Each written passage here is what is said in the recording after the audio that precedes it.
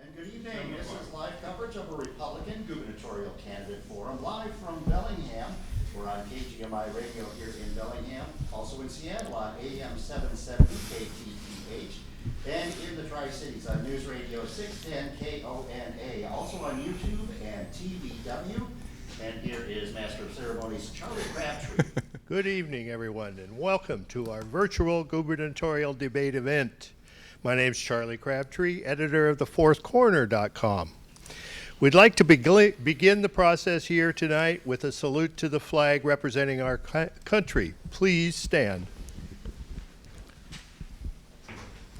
I pledge allegiance to the flag of the United States of America and to the republic for which it stands, one nation, under God, indivisible, with liberty and justice for all. Thank you very much. You can be seated. We've set up this location to be in compliance with all COVID safety standards in this area. This evening from Bellingham, Washington, we welcome candidates for governor, Republic Police Chief Lauren Culp, Senator Phil Fortunato from Auburn, Washington, former Mayor Bothell Joshua Freed, and activist Tim Ivan from Mukilteo.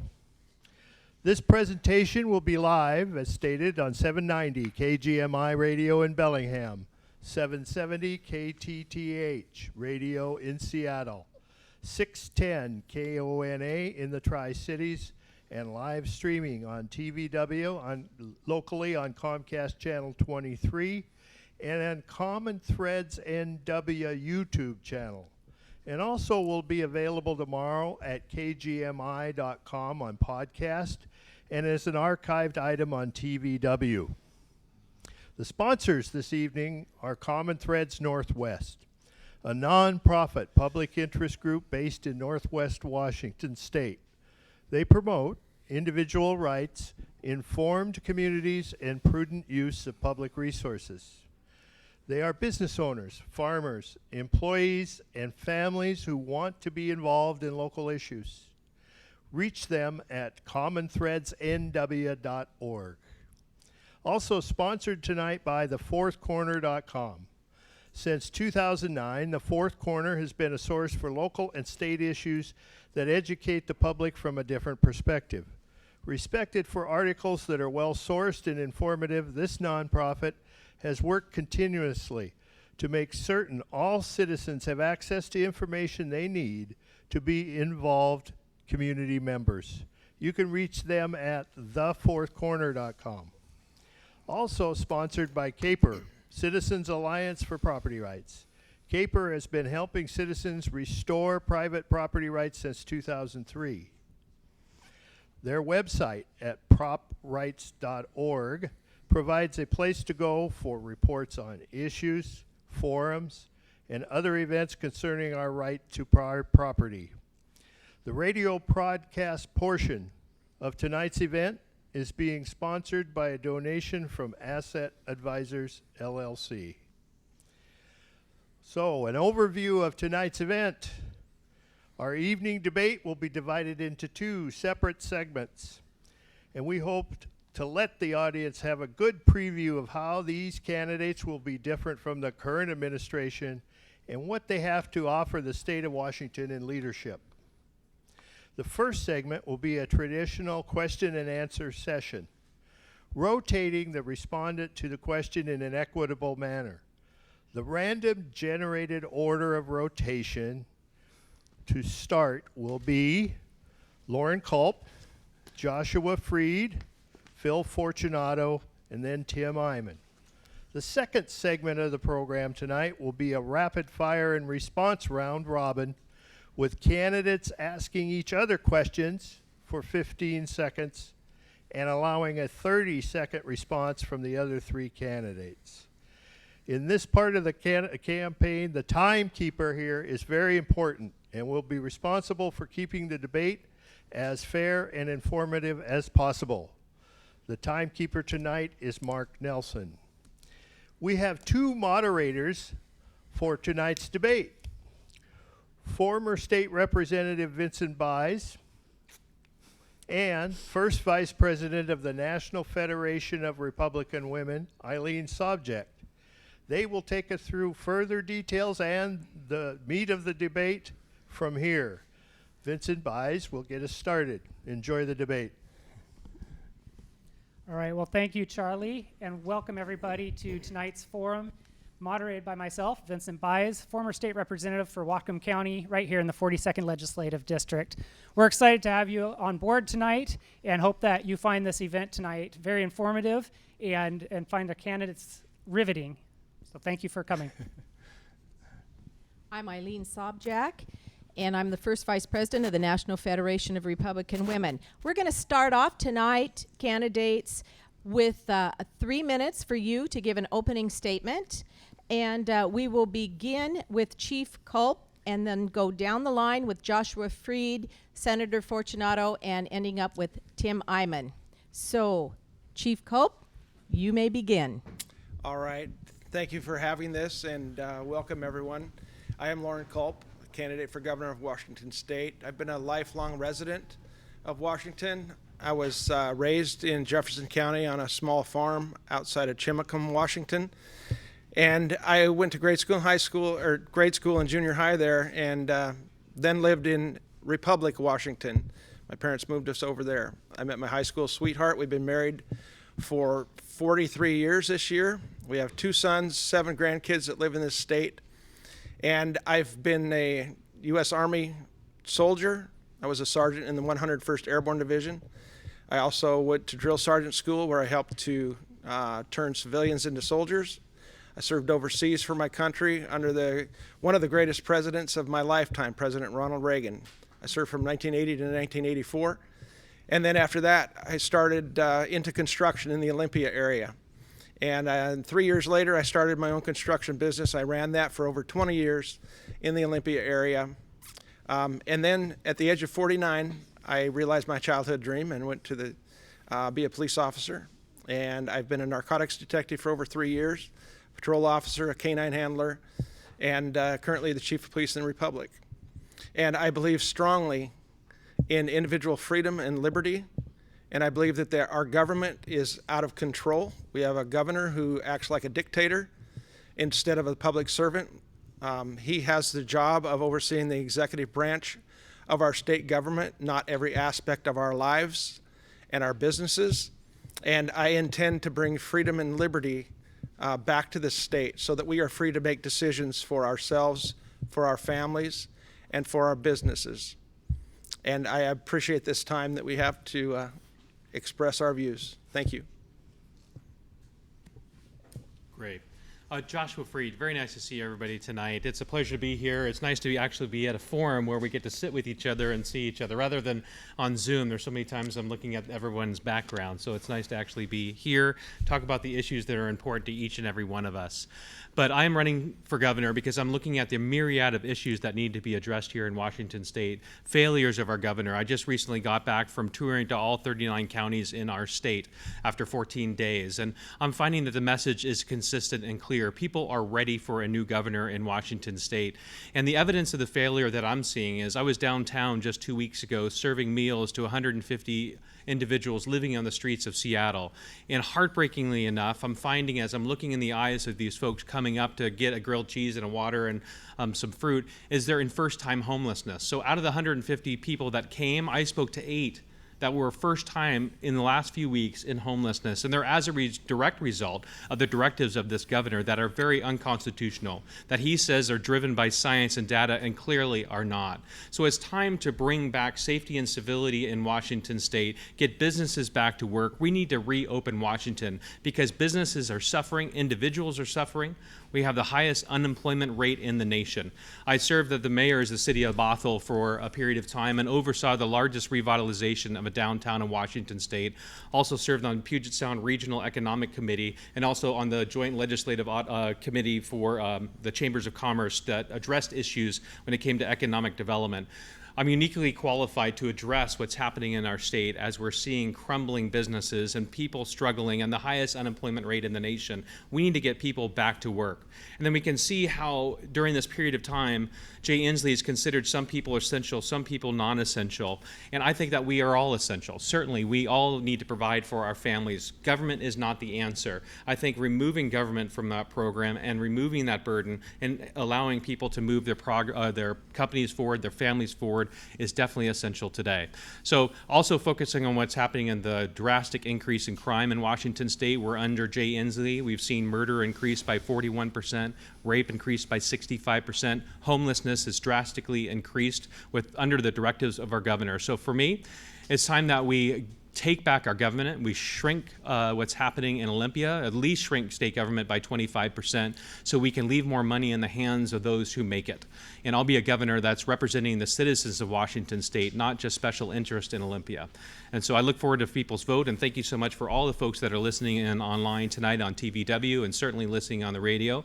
We have a lot of work to do, and I'd certainly be honored to earn your trust in this campaign so we can take back Washington and make sure that this is a place where businesses and families can thrive. Thank you. My name is Senator Phil Fortunato, and I want to be the next governor of Washington State.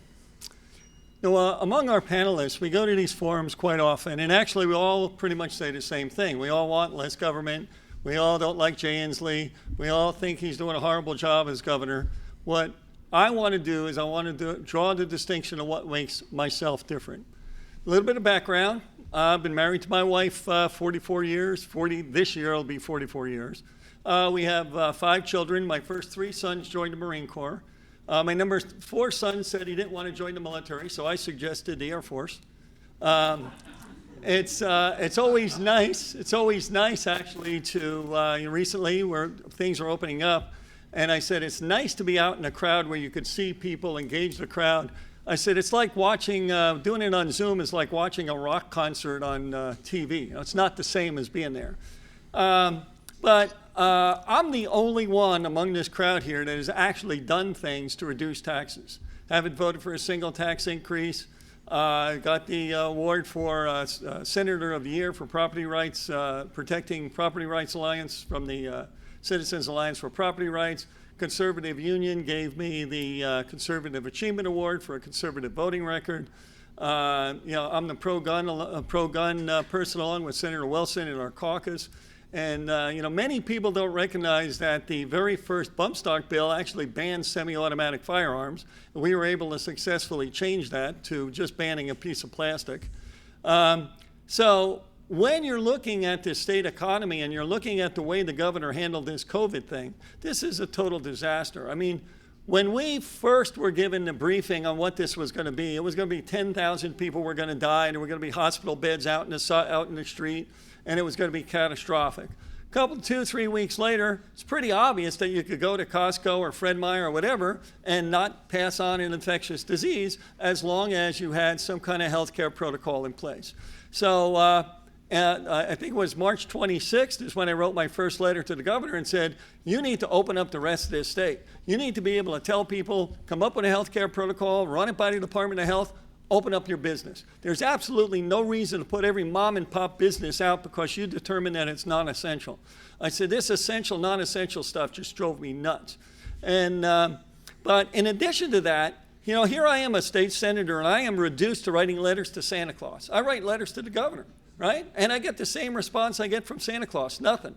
And I said, well, that's one of the reasons that myself, Senator Erickson and Senator Padden and Representative Jesse Young and Vicki Kraft had a press conference on March 5th saying we need to go into special session. We need to stop this, and I'm glad the governor did today stop the 3% increase on state employees, but we need to go in there in special session, rein in this budget. It's an $8 billion shortfall that we have to deal with in January, and it's not the time for on-the-job training.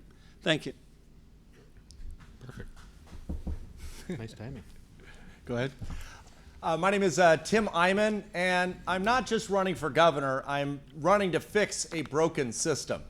For the last 22 years, all of us together have been putting ideas before the voters and actually implementing a conservative agenda by reaching out to people that are Republicans, that are independents, that are Democrats, and finding those areas where we all agree. And the one thing we agree on is Jay Inslee is absolutely destroying this state right now. That brings us all together. I think I've got a secret campaign manager that's taken over my campaign who's doing everything he can to help elect me governor, because every day he's making more decisions that are hurting more people, doing things that are so dumb and so out of control that he won't even acknowledge 6 blocks in Seattle that have been taken over that are lawless, and he says that's news to me. We have done lower car tabs. We've done limits on property taxes. We've implemented performance audits. We've saved the taxpayers $43 billion over the last 22 years, not by with citizen participation, people actually getting involved. This is the passion of my life. This is the reason why I feel that so passionate about running for governor, because I've done it with ideas for 22 years, and I'm asking people to just simply vote for my ideas one more time in November, because by voting for me, you're going to put limits on taxes, you're going to get your $30 tabs, you're going to have somebody that's been fighting for you for 22 years, that's been doing everything he can to confront a broken system. I believe Jay Inslee has done so many things that are so bad for the people of the state of Washington, and I've actually done something about it while running. I am so proud that our lawsuit to open up the schools succeeded at getting the schools opened up this November. We did a lawsuit on essential versus non-essential. Some people have criticized us, saying lawsuits take too long. Many people are not going to make it to November. We need to open Washington now, and by being proactive. Most candidates give speeches on what they will do. I'm doing everything I can to deliver results for you right now. These lawsuits, the battles we're having on the Second Amendment in Edmonds and Bellingham, being called by the Bellingham Council president saying you had 700 Second Amendment people sending me emails because of you. I said, I can't make anybody send you an email, but if you're attacking the Second Amendment during this emergency, it is something the citizens have to do something about, and we can't just sit on our hands. I passionately believe that this state is ready to vote for a different kind of candidate, and the one thing that I think our candidates have had a problem with for the last 40 years is they've just been a little too nice. And I'm doing everything I can to highlight the ways Jay Inslee has failed us, and doing everything I can to draw that contrast. I've taken the hits for 22 years. I believe that I'm uniquely qualified to be able to take on Jay Inslee and let the voters know once and for all that he needs to go. Thank you for your time. Well, thank you, candidates. We're going to move into our first round of questions, and each candidate is going to have 1 minute and 30 seconds to answer the questions. We're going to start with Joshua Freed this time. The first question, and then we'll go with Phil, Tim, and then end up with Lauren. Okay, how would you have managed the COVID crisis? Well, I would not have made the essential versus non-essential, winner versus loser, which is happening in Washington state. I believe that science, if you truly addressed it and used it, would show that the death rate is around 0.1%. And by making essential versus non-essential, Jay Inslee is literally killing Washington. As I've toured around the state, I see the evidence of that, and sadly hearing stories of businesses and people's livelihoods that they've worked on for such a long period of time actually being shut down. They will never reopen again. And typically small businesses provide 80% of the jobs in the workforce in Washington state and across our nation. But under Jay Inslee, we've seen that he's been benefiting large businesses, letting big box stores be opening. He's considered letting, he let liquor stores be open, and he let pot shops be open, let you get an abortion during this period of time, and yet he didn't allow people to go to church, which is why I brought my lawsuit in federal court to fight for our spiritual liberties, because it's important that during a time of crisis, we're able to go meet with our spiritual advisor. And thankfully, we had a victory in court. Even Attorney General Barr congratulated me on the win that we had in court, showing that we have the rights and that Jay Inslee does not have the constitutional authority to shut down spiritual gatherings. So I would make sure that all businesses in Washington state are able to move forward and operate, and I make sure that people can keep themselves safe. We have the freedom. Our freedoms have been violated during this period of time, and it's time for us to take those back. The governor and I parted company when he said essential and non-essential. It seemed a reasonable thing to shut things down, to figure out what was going on for a week or two, figure out what to get a handle on things. But after that, it became pretty apparent that you could operate in a safe manner if you had a healthcare protocol in place. And I don't understand why you could sell a house at the time, but you couldn't sell a car. My district is sort of a mini Eastern Washington. I've been, in my business, I've been traveling the state, all corners of the state for 20 years. And my district is sort of a little microcosm. I got cattle ranches, I got dairy farms, I got vegetable farms, I got suburbia. That's my district. I mean, they're not the scale of Eastern Washington, but I had 2 dairy farms go out of business. The governor shut down schools and he shut down restaurants. Who drinks milk? They're milking a cow. You got to milk the cows, and they're dumping this milk. You have small little mom and pop stores that put their entire life savings into a store to open it up, or a little mini restaurant, or whatever it is. And the governor's telling them you can't open, you got to shut down for 4 months. How in the world are you possibly supposed to stay in business? When you talk about giving tax credits and bonuses to businesses to get them to start up, how are you going to do that if you're already out of business? So, my deal was have a healthcare protocol in place. Open up your business, run it by the Department of Health. People are not going to go to your business if they don't think that you have a good safety protocol in place. So it's in your interest to have that, but there's no reason to shut you down. Tim Ivan. Well, the first thing I think about, how would I have handled it? Better. Better.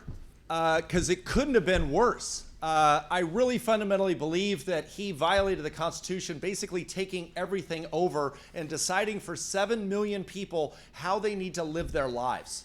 The South Dakota governor ended up saying, I can't find anywhere in the Constitution gives me the right to shut down a private business. So what she did was she tried to persuade people to do things. She talked to people and tried to persuade them. Jay Inslee basically took over the lives of 7 million people. And I just don't think that's our form of government. I want to have one person that trusts 7 million people. That's the approach I would take. But at a minimum, I would keep representative democracy going, where you would actually have 39 counties deciding for themselves. The idea that there are counties in the state of Washington that have no incidents at all, yet he shut them down the same as all the others, is nuts. And that's the approach that he took. I want to make it where people are making the decisions for their own lives, to encourage them to do certain things, but not mandate it. I am unnerved by how much he seems to be enjoying the power. He seems to revel in it. He seems to enjoy it. And people are suffering right now, and he calls them heartless and cruel when they actually disagree with him. It's unnerving to me, and I want to be somebody that's been doing what I've done for 22 years, is listen to people and actually listen and not actually call them names if they disagree with me. Chief Culp. So if I understand you correctly, the question was, what would I do if I was governor and COVID happened? Right. Well, I'm not real good at making word salad, so I'll just answer the question.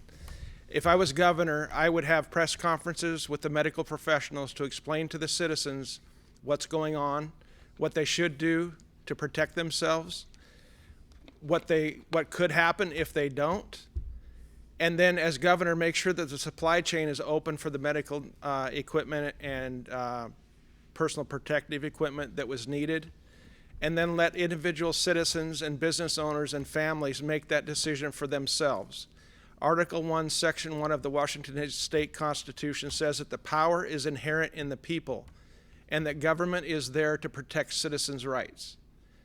And what we have now is a governor who doesn't understand the role of government, and he doesn't understand the restrictions that the Constitution puts on our government. And as governor, I understand that, and I will leave it up to the individual citizens to decide what's best for them, for their family, and for their business, and give them the correct information.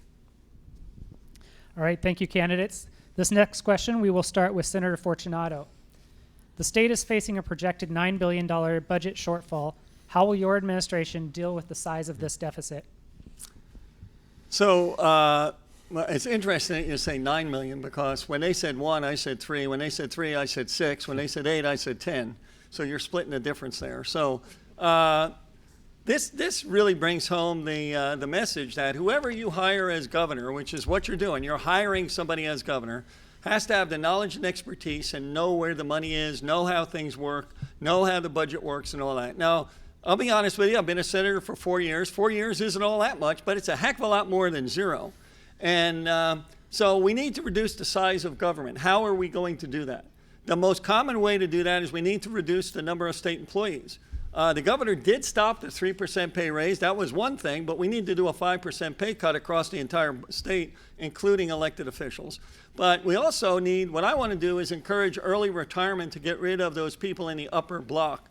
Those are the most expensive people on the payroll. If you laid off, typically you would lay off from the bottom up, and that would lay off the people that are actually providing the services to people when you go to the Department of Licensing or wherever the heck it is you're going. Those are the worker bees. I want to keep the worker bees, but then get rid of those people that are closer to retirement, get them off the payroll immediately. You'd have a little bit of a hit on the pension fund, but that would be a way to reduce the state workforce and try to start reining this in. After that, you need to zero-based budget some of the agencies on a yearly basis. Tim Hyman. Fundamentally, we're having this huge drop in revenue because Jay Inslee shut down the state. He ended up saying that our whole swaths of our electorate are completely non-essential and not needed. So whenever I see this thing about COVID has caused this loss of revenue, it is not COVID that caused it. It's the overreaction that Jay Inslee had to it.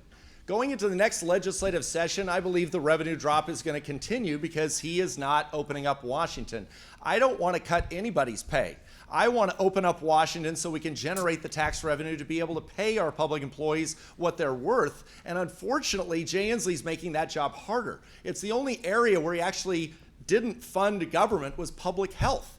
That's where he really screwed up. But the big point I would make going into the next legislative session, you can't raise taxes in this environment. That's all I've done for 22 years is make it harder for the government to raise taxes, make sure to veto any tax increase that comes down the pike. 4 more years of Jay Inslee, it's carbon tax, income tax, pay-per-mile tax, any tax he can. The next legislative session, there's going to be tremendous pressure to raise taxes. And I want to make sure that we have somebody in there that's actually fought to lower your taxes and actually implemented the policy of a 2/3 requirement of the legislature to raise taxes. I would veto any tax increase, making sure that the only way it passes is with a 2/3 vote. Thank you for the question. Chief Culp. 8 to 10 years ago, about the time Jay Inslee took office, our state budget was about $30 billion.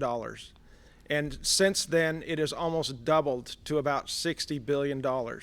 I don't know about anybody else, but I don't see improved roads or improved services from our government. We don't have a revenue problem. We haven't had in this state. We have a spending problem. And we have a government that's out of control and people in office that don't understand their role as public servants. And the confines of the Constitution are supposed to be in place to control our government. I will appoint department heads when I'm governor that understand the servant role of government. I will get government off their back and out of their pocketbook. I have complete faith in the citizens and the entrepreneurs in this state to bring this state back to where it needs to be, to freedom and liberty, and get the government out of our lives and out of our businesses. As Ronald Reagan said back in the 80s, that government is not the answer. Government is the problem, and we need less of it. And I will appoint people to those positions that understand that role of our government as a servant, not a master. Joshua Freed. Great. Thank you. I mean, the answer is not government. We need to get out of the way. We have 57,000 pages of regulations that stand 6 feet tall in Washington state. We have red tape that's put on farms in eastern and central Washington and rural areas written by people from downtown Seattle that have never set their foot in an orchard or on a ranch, and yet they make these dictates. I'll be a governor that brings the Farm Bureau to the table or the Cattlemen's Association. We need fair representation in Olympia. If you are powerful and well-connected and can afford a lobbyist, you have a seat at the table. Under the Freed administration, I invite all people to the table. We have solutions that we need to put out there, and we can move our economy forward. The best answer to a budget that is lacking by $9 billion is to get our economy up and running again by removing those taxes. The first bill that Jay Inslee signed out of the legislature this year was an increase in the B&O tax. Why is it he continues to put pressure on small businesses? We need to remove those type of taxes to clear a path forward for economic recovery. As I led the city of Bothell, we never had to increase taxes for 12 years. Yet I oversaw the largest revitalization of a downtown in Washington State because we painted a vision for Washington State to be able to move, or for Bothell, and now we're going to paint a vision for Washington State to move it forward. So the longer he keeps us under his thumb, he truly continues to kill Washington. We need to remove that pressure and allow businesses to continue to grow. And I'll certainly stand in the face of any attempt at an income tax or any new taxes. We have plenty of money in Washington State. We just have the wrong priorities. Thank you. Okay, the next question. Washington State environmental agencies are continuously adopting rules restricting property rights. If elected, what will you do to remedy abuse of state agency powers? And we're going to start with Tim Eyman. Win the election, first of all. It is probably one of my greatest frustrations over the last 22 years of passing these citizen initiatives over and over again, making it tougher to raise taxes, lowering our taxes, and yet the people that we have running against the incumbents simply do not take it to them the way that I think that we need to in order to win the race. Now, I fundamentally believe the reason why many of our candidates have lost over the years is that they were really nice, respectful people of the people that they were running against, and they also played this game of attacking one another during the primary, spoiling it for the eventual winner. I've done everything I could to stay laser beam focused on running against Jay Inslee because Jay Inslee is the problem. And unless we get him voted out of office, we can't do anything. We have to win the election. And the focus that I have on running against Jay Inslee and not running against these guys is I think that puts me in a position that if I win in August and I get a run against him, all their supporters won't be mad at me. But over the last couple of months, I've seen all of them kind of go after one another, bringing up all sorts of things and encouraging their supporters to go after one another. I don't understand how that's a winning strategy, how that's going to bring everyone together. I want to invite every single one of them to not do that anymore, for us to focus in on Jay Inslee and to not be distracted by one another. At the end of the day, our supporters want us running against him, not running against each other. Chief Culp. All right, after all of that, I lost track of what the question was. Could you repeat, please? Washington State environmental agencies are continuously adopting rules restricting property rights. If elected, what will you do to remedy the situation? All right, that's the situation we find ourselves in because of the liberal think, the left, far left thinking that Jay Inslee brings to the state government and the people that he appoints to head departments. I will appoint people who understand the role of government to be a servant to the people, to get out of their way and let them live their lives and run their businesses. No one cares about your health or the environment more than the farmers and the ranchers and the people who own the land. I will appoint people to the department heads who understand the role of government, that understand the rules that are laid out in the Constitution and the rule of law. We will bring law and order back to this state, and we will bring freedom and liberty back to this state by having people heading departments like the Department of Ecology and all the other departments who understand their role as a servant to the people. Joshua Freed.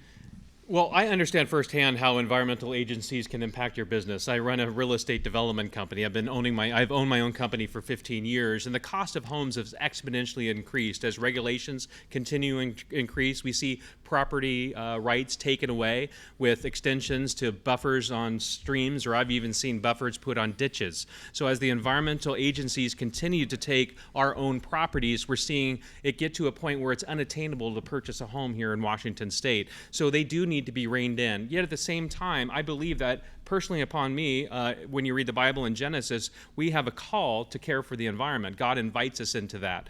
And so at the same time, we have to have a fair balance. But I'm thinking about Jay Inslee, who claims that he is an environmental governor, yet he spends $750,000 on a study to remove the dams on the Snake River. That's not green. Those dams provide power to up to 800,000 homes, clean energy. And those dams provide water to eastern and central Washington, growing our food that feeds the world. And ultimately, if you remove those dams, those barge tows would have to be replaced with 1,050 semi-trucks. So we need to have environmental agencies that are truly looking out for the environment, caring for the folks that are on the farms, caring for us here in Washington State without taking property rights. We have a constitution, both a U.S. Constitution and a state constitution. You cannot take our land, which they're doing through regulation today. I'll stand against that as governor. Senator Fortunato. So this is actually in my wheelhouse. This I sit on the Environment Committee, and what I do is Clean Water Act compliance consulting, and on construction sites like Joshua's. And my job is to have them be able to build their project without dumping dirt in the water. Now, I'll just use these numbers. I'll throw them out there. I can do 250 turbidity units on a house, on a building project, and it would cost roughly $300 per house. They want you to be down to 25 turbidity units, which is roughly $5,600 per house. Environmentally, no significant difference. I mean, it's a big number, but when you look at it, you go, yeah, I would drink that. And so there's no environmental benefit. If I'm going to spend money environmentally, I want to get that environmental benefit. And in order to replace the heads of the departments, you have to know who's a good guy and who's a bad guy. And I go, somebody said to me, what was the first thing I would do? And I said, first thing I'd do is fire the Secretary of Transportation. I think he's doing a horrible job, right? So you have to know who the players are, and you have to know who to fire and who to keep. But the burdensome environmental regulations, some of which, by the way, came to us from the initiative process, where it used to say you needed 3 things to have a wetland. You used to have a certain type of water, a certain type of soil, and a certain type of plant. And they changed that and said you only needed 2 of the 3. So now you get this little low spot with a sedge, and they go wetland, and all of a sudden you lost half your property. So, if you simply said in order to have a wetland, you have to have water, that would eliminate 90% of the encroachment of what they're trying to do. Our next question, we'll start with Chief Culp. What workable ideas or plans do you have on how to preserve jobs in the state and encourage more jobs to come to Washington? Well, currently we have an environment where private industry is not promoted. It's depressed because of regulations and taxes. And as a private business owner for over 20 years before I became a police officer, I know that regulations and taxes are strangling our businesses, especially our small businesses. And then add that to that what Jay Inslee has done with this COVID fiasco, deciding what businesses can be open and which ones have to be closed.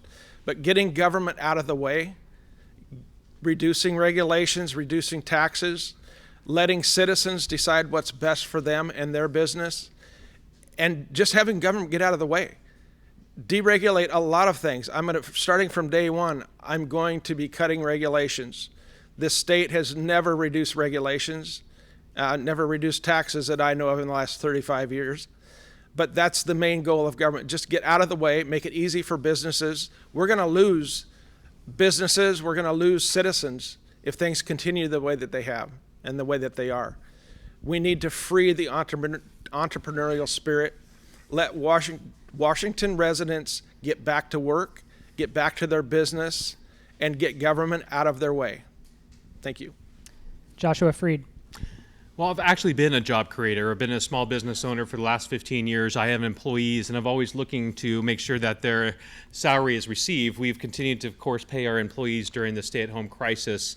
We've not relied on the state government for the answer, but I've taken that personal responsibility to make sure. So I've hired people, I've fired people, I've made those tough decisions. I've run my company. I've managed a $60 million budget per year for my own company. So I've not just dreamed about creating jobs. I've actually done that. And I think that's one of the unique things about me personally as I'm running for governor. Certainly when it comes to policies in Washington State, we need to have a holiday for new businesses with the B&O tax. It's the most regressive tax that we have. It's the first increase that Jay Inslee made this year was an increase to B&O. That's a great repressive tax. It's one of the most repressive taxes and regressive taxes in the United States today. So we need to allow maybe for a 3-year period where they don't have to pay a B&O tax tax on gross goods. I'd certainly like to see 57,000 of those pages of regulations sunset every 3 years or 5 years. What happens right now is department heads are writing these regulations, putting onerous burdens on small businesses as they're trying to move their companies forward. And certainly would never support a head tax. We continue to see that come out of socialists in downtown Seattle with Shauna Sawant, but I would fight against those type of policies. We need to create opportunity zones here in Washington State to take the government out of the way to allow small businesses to thrive. Senator Fortunato. Thank you. You know, one time I gave a talk in front of the Bankers Association, and I said, you know, I stuck up for you guys on the Senate floor, and I don't even like you people. And I said, you know, because they came out and said, an income tax isn't one of our issues. I said, well, it should be one of your issues. I said, you know why a business wants a site in Washington State? Go to the Department of Commerce webpage. We don't have an income tax and we have cheap power. I go, well, we fixed the cheap power with the 100% clean energy bill that the governor passed. Your electric bill is going to go up 30% in the next 10 years. And I said, if we institute an income tax, that's going to be the governor's Congestion Relief Act. Businesses will move out of state. Businesses won't site here. And the highways will be clear. I go, the amount of government regulation that is put on businesses, if every state agency came into any business, you would not be able to operate. And I mean, I had a small business. I had, for 40 years, we've been a contractor. And here I was in many years ago in a house, and I'm listening to regulation that I did not know even existed. And I said, if they want to increase the penalty on this from $5,000 to $15,000, whatever the heck it was, they would put me out of business. So here I was listening to a law that I had no idea that it existed, and it would have put me out of business. So those are the kinds of things that the regulatory things that different agencies do that people don't even know about until they come into your office and they wind up shutting you down. So yes, you need to have deregulation across the entire thing. And my first bill repealed 22 pages of state law. Tim Hyman. Well, I would do exactly what we've been doing for 22 years together, and that is to actually reduce the tax burden that we have. That alone, all the initiatives we've done together, we've saved the taxpayers $43 billion. But what I'm most proud of is that in 2007, before the Great Recession, we were able to pass this 2/3 requirement of the legislature to raise any tax. And we passed that together, and then the economy went down. Democrats overwhelmingly controlled both chambers and the governor's mansion, and the government actually got smaller than the year before. Sounds like what we're facing right now. For the next 2 years, they didn't raise a single tax. Wasn't because they didn't want to, but because we together were able to stop them from doing it. By making sure that we don't raise taxes, by making sure that under no circumstances do you think we're going to tax our way out of this hole that Jay Inslee gave us, that is going to be the best way to actually take care of the taxpayers. Lower their taxes. The average taxpayer is the least represented individual in the political system. That is what we've been doing for 22 years together, but making sure that they do not raise taxes. The next legislative session, the pressure on them to raise taxes is going to be stratospheric. And I believe that what you need is somebody that has already delivered for you for the last 22 years doing this, not talking about it, but actually delivering. Thank you. All right, next question here. Working with the Office of the Superintendent of Public Instruction, how does your administration envision K-12 education moving forward this next year and beyond? Joshua Freed. Well, I'm a strong proponent for parental educational choice. I think we've gotten to a point where we're hearing from so many people, you can choose what or who you want to be. Well, if that's true, let parents choose the educational option that's best for their children. Certainly we need to remove the cap on charter schools, but what I would love to see is educational tax credits that we as parents can turn those monies to private schools of our choice. And right now, we're seeing that all our money is sent to Olympia, and then dictates come down from OSPI. Comprehensive sex education was passed at 2 in the morning, where TVW put the disclaimer of content of explicit material. So we're compromising the minds of the most innocent kids, 5, 6, and 7-year-old kids, and then we're letting Planned Parenthood go as the health option into the middle schools, and then they want 13-year-old kids to get abortions. That's why I was a co-sponsor on Referendum 90. That's why I was a lead contributor to Referendum 90. because we have the opportunity to take back as parents and make sure that we're protecting the most vulnerable among us. We have the responsibility for our kids. Yes, it's a paramount responsibility of government to look for education, but it is ultimately the parents' responsibility. Let us have the tools to pick the school choice for our kids, and so they get the education that they so deserve. It was so interesting, OSPI, for the first time ever, chose that comprehensive sex education must be taught in all 294 school districts. They've never gotten to a point that says math, science, or any other subject has to be taught. Comprehensive sex. Our kids are being violated, and I'm going to be a governor to make sure that I'll protect those children.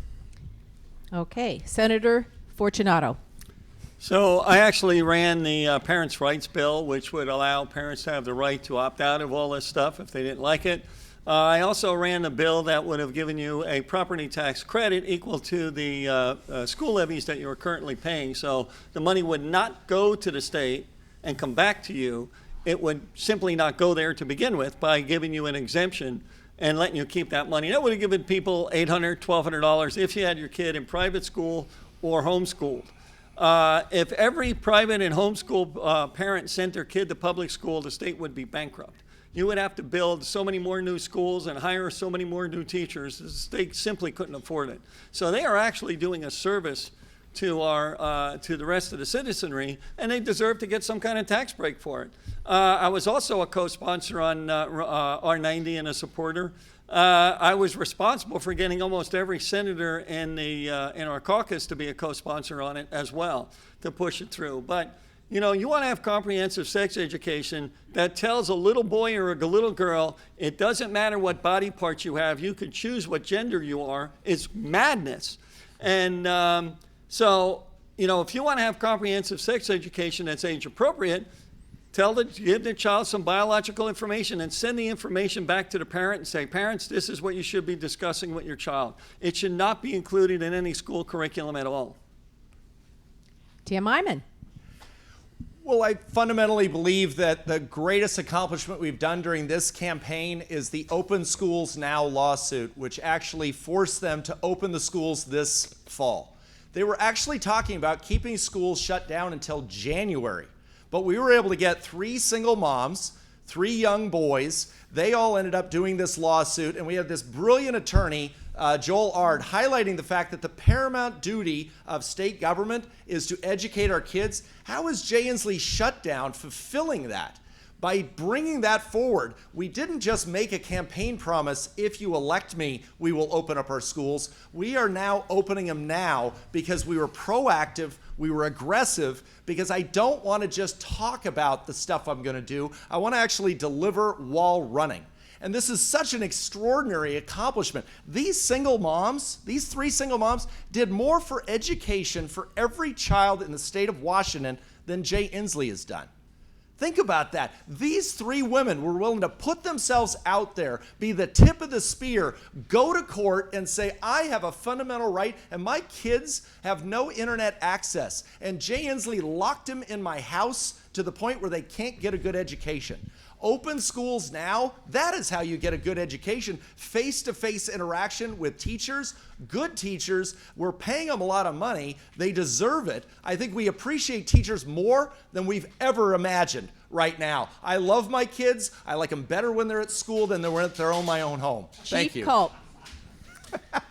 My daughter-in-law is a school teacher. My grandmother was a school teacher. Most of our teachers are good people. They want what's best for their children. But the superintendent of public instruction, please research who's running. We need a new one.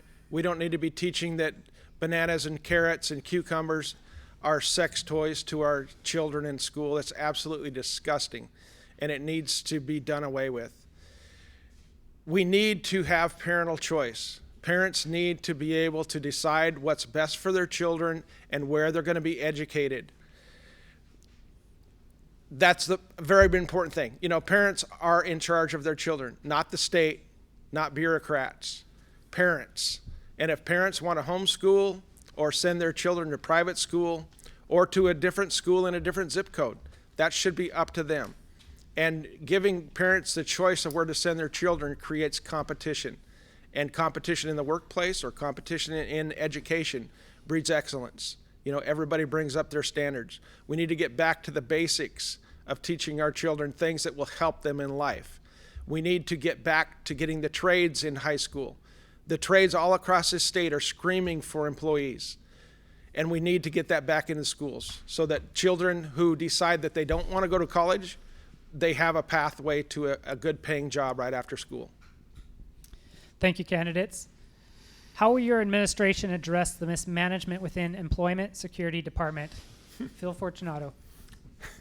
Well, you would have thought somebody would have said, gee, I'm sending this unemployment check to Cayman Islands? That's kind of odd. You would have thought somebody would have said that. Remember when they say that, you got an $8 billion, $9 billion thing, that doesn't really include this employment security thing that somebody's going to have to fill that hole, and they're going to wind up raising, unemployment taxes or whatever, or they're going to put that burden on the general fund. So, but this goes back to management. Now, I'm telling you, I'm sitting here, I'm a state senator, I got experience. The person hired by the governor to run the employment securities is a campaign bundler. And her big claim to fame is, hey, I raised a lot of money for him in his presidential campaign and his governor's race, and that therefore qualifies me to run the Department of Employment Security. So, again, that gets back to appointing good people that you know and trust that can do a good job with a resume that can actually have some experience in that. So, but I want to get my money. I'm going to go to the Cayman Islands or Nigeria and get that money back. So. Tim Hyman. $1 billion to Nigerian princes. $1 billion. I get constant emails from single moms that have been waiting 9 weeks for checks that they actually put money into. They're still waiting while Jay Inslee immediately sends $1 billion to Nigeria. It is so maddening and frustrating because as a candidate, you can't help all these single moms that deserve a check. It would make sense if he sent the money to the single moms and the Nigerian princes immediately. You would understand that because you're trying to get the money out. He immediately sent the money to the Nigerian princes, but he didn't do it for the single moms. What can I do to take care of this? Make sure he doesn't get 4 more years. He has so failed us on so many different levels. He has set the bar low. Really, when you think about it, anybody in this room would be a better governor than Jay Inslee is.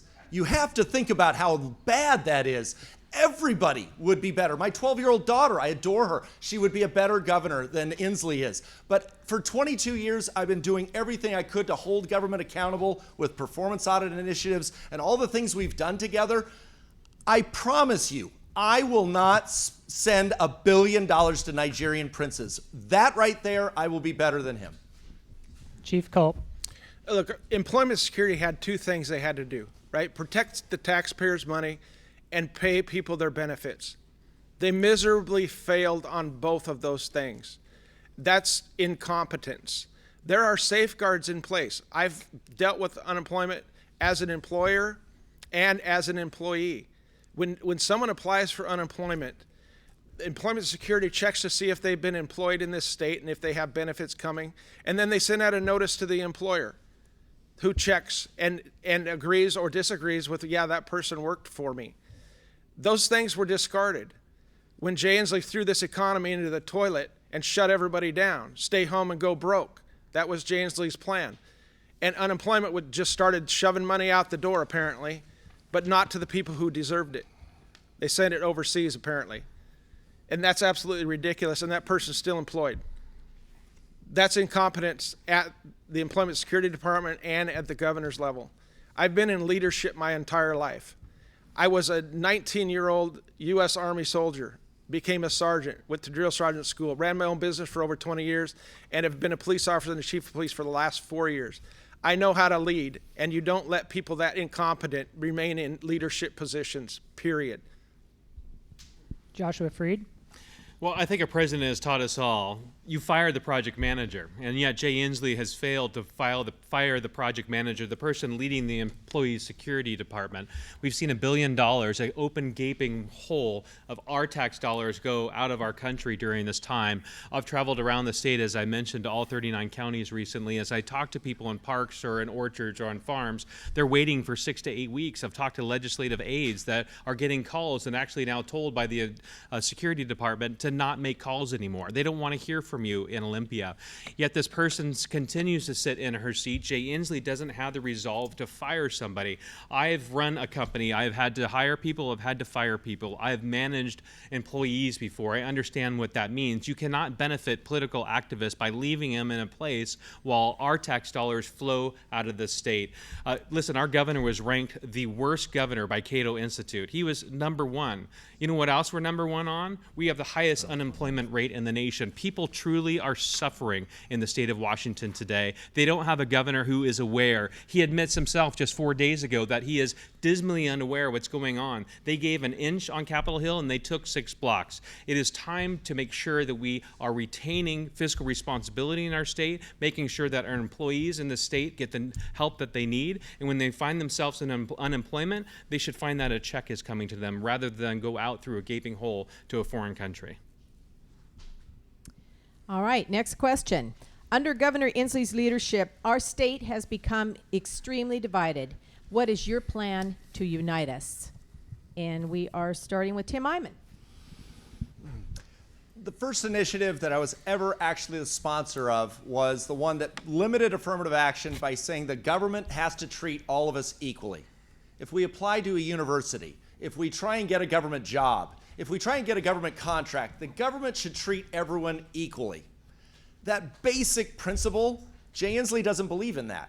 Some of you are essential, some of you aren't essential. Some of you are from Seattle, some of you people aren't from Seattle. I'll represent the people of Seattle, not very well, but at the end of the day, he continuously says if it's a campaign donor, you are essential. When it's actually somebody who opposes his agenda, you're non-essential. That is what breeds division. What also breeds division is denial that people even exist. These 6 blocks in downtown Seattle, this is a lawless zone. When I went down there, I saw people screaming at me, yelling at me, and I told them, no, I'm not leaving. They're not used to hearing no down there, but I acknowledged they existed. Jay Inslee said, it's news to me that this is even happening. You want to have division? Say people don't exist at all. As frustrated as I think those people were saying that I don't like the limits on affirmative action you did, your lower car tabs, they saw I had the stones to actually show up and actually be there. And I think that that's something they can at least acknowledge and admire to a certain degree, that even if I don't agree with his politics, at least he was willing to acknowledge my existence. Chief Culp. You know, I don't care where you come from, what your race is, what your sex is. We are all citizens of Washington State. And the great thing about our Constitution and the enforcement of the rule of law under the Constitution is that it treats all citizens equally. The law is blind, right? If it's enforced, if the Constitution is the law of the land, which it says it is, then it should be followed. And all citizens are treated equal under that law. And I don't care if you live on the east side of the state or the west side of the state.